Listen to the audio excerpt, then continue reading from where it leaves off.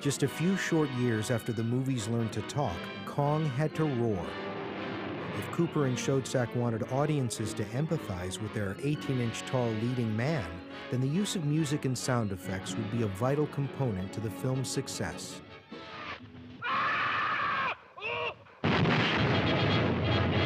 Without the contributions of Max Steiner and his wonderful musical score and Murray Spivak and the sound effects that he provided, Kong wouldn't have the same impact.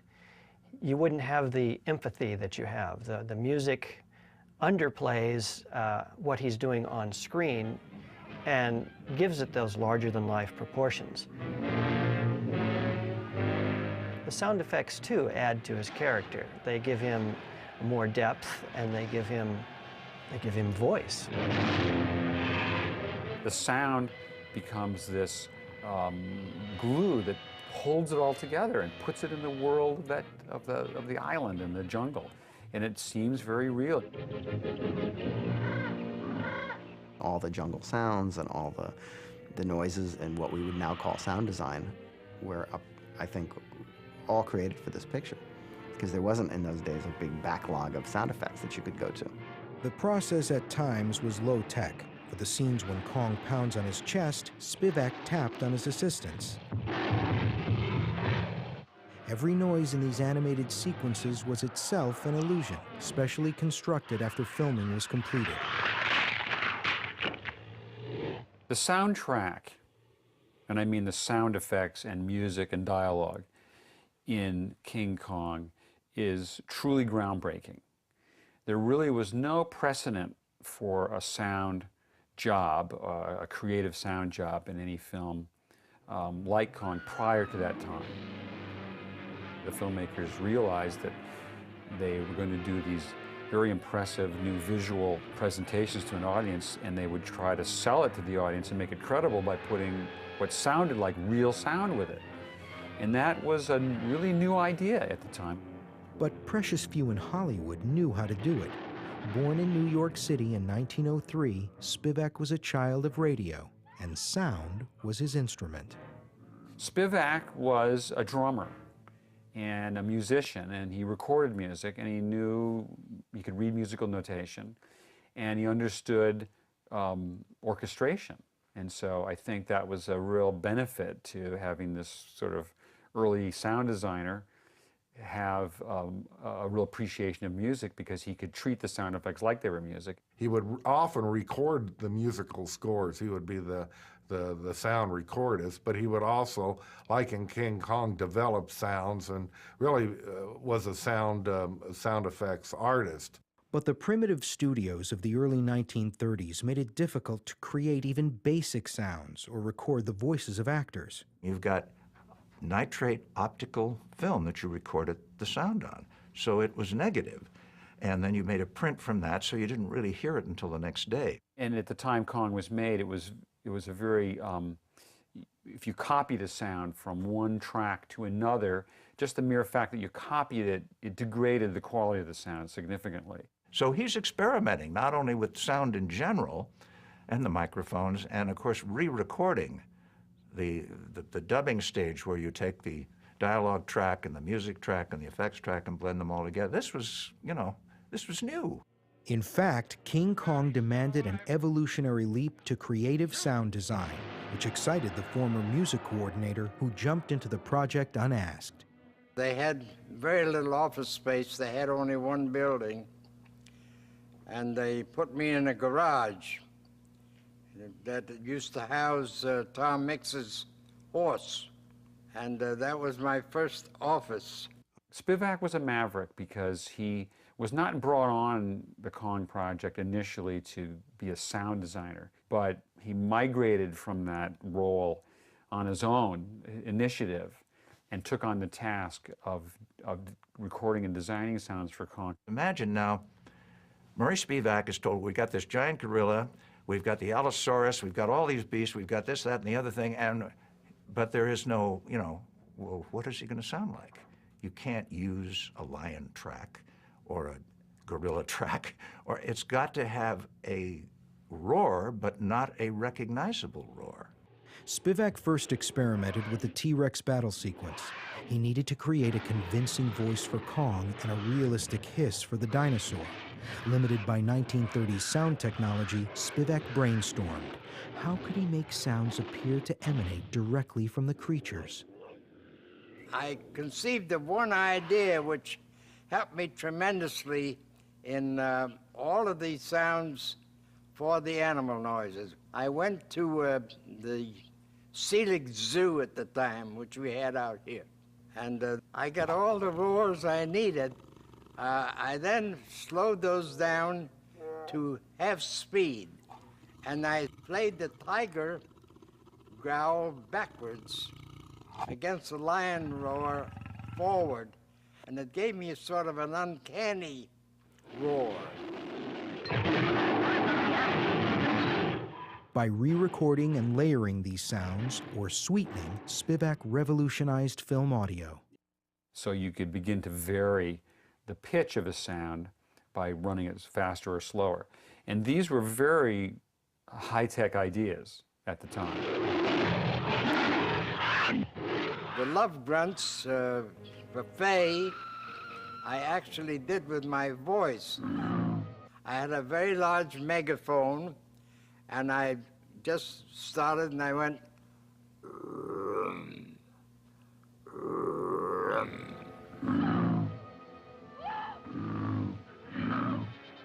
Kong was the first movie in which the audiences worldwide got a big monster.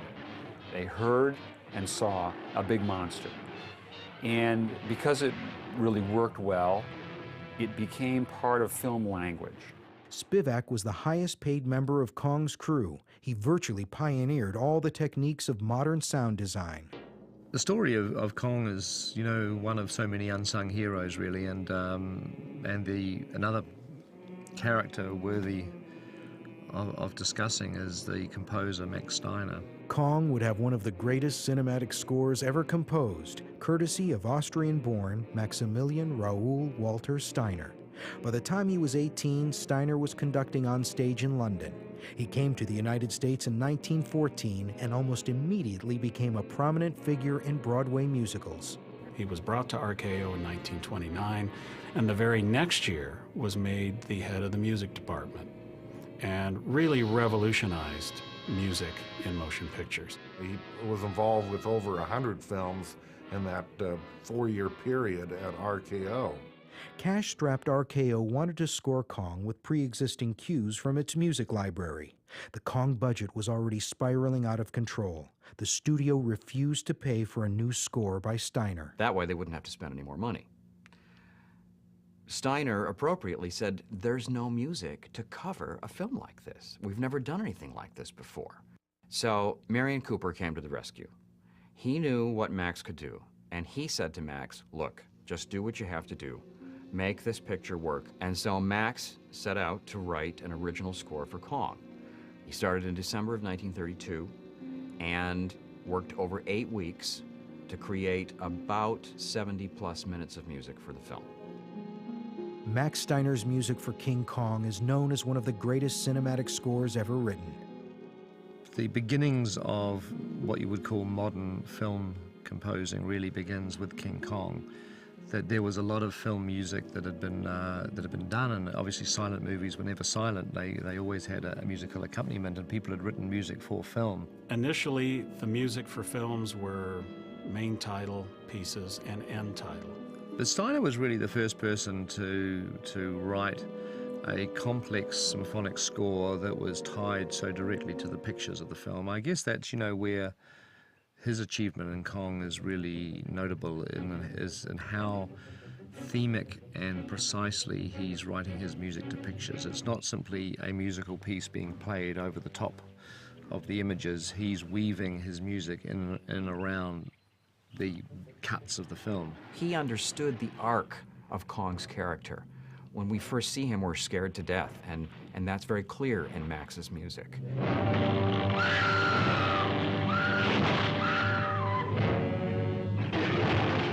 But gradually, over time, you see visually what's happening between Kong and Anne.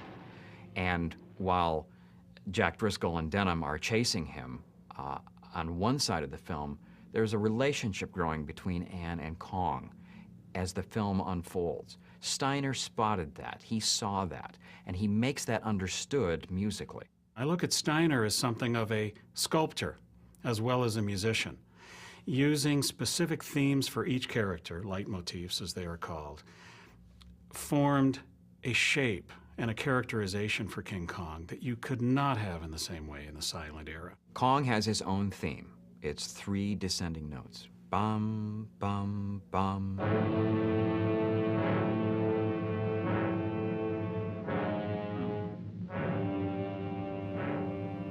Ann Darrow has her own theme.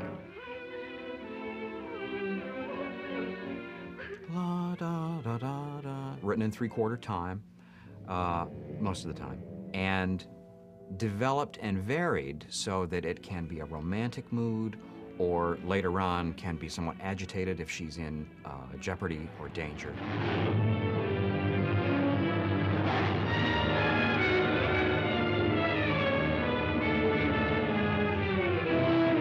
Steiner's music sometimes functioned like sound effects.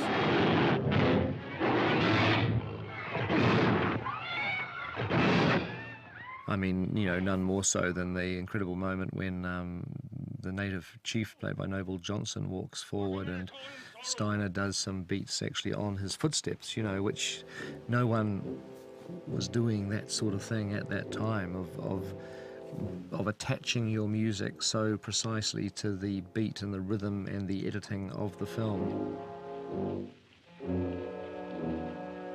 In another breakthrough in sound engineering, Spivak balanced his sound with Steiner's score.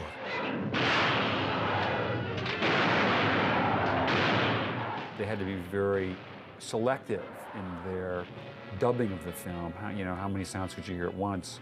And there were limits that just probably forced them to some extent to make very definite creative decisions. Send the riot squad and ambulances. Kong has escaped. I tried to enhance his music by not having the sound effects interfere with the music. And very often I'd pitch the sound effects the least bit higher or the least bit lower so that it at least was in harmony with the music. Together, Steiner's music and Spivak's sound design shaped Kong's character almost as much as Willis O'Brien's stop-motion performance. He happened to pull some of her garments off. The music there was very descriptive with the action.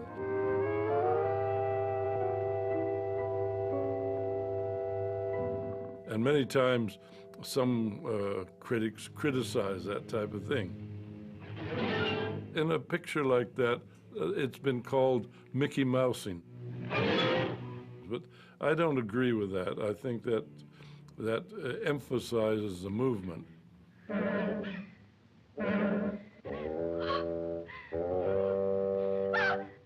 RKO executives approached Steiner.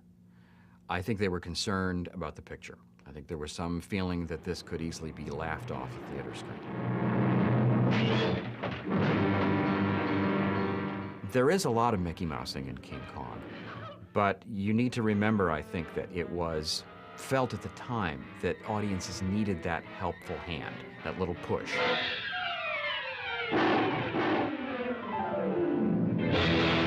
But Steiner lacked confidence in his own work.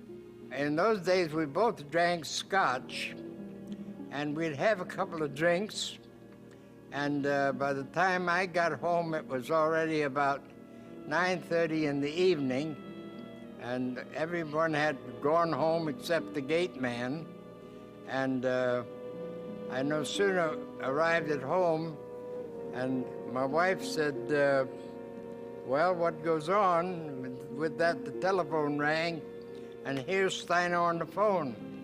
And he says, I want you to tell them that I quit.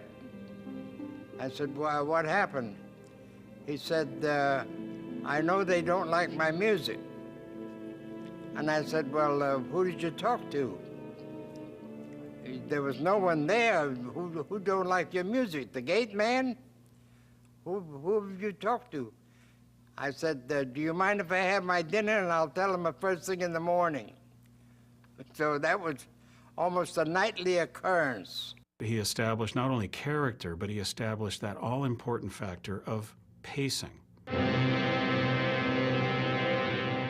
When you have that 3-chord progression that defines the main title, it's evoked throughout the film for Kong, but it's also a downward progression that foretells of his doom. Build a raft to float him to the ship. Why, the whole world will pay to see this. Steiner's score consistently provides King Kong with an underlying drama, helping Cooper and Schoedsack build tension and sympathy for Kong. You know, Kong climbs the building at the end, and you have the music taking him up and up and up, and I think the music goes up and up and up in tone as he gets to the top.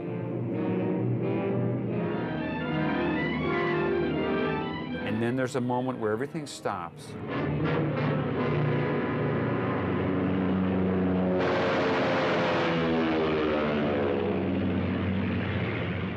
Toward the end of the sequence, the sound effects kind of fade off, and the planes are still heard circling, but then the music creeps in.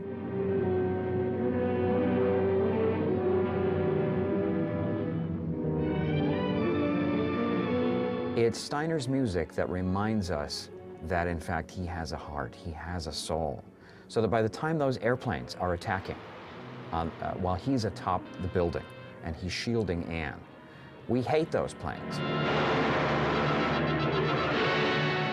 Music is just helping you say goodbye to Kong, and there's that whole, you're almost in tears because of the way it's set up.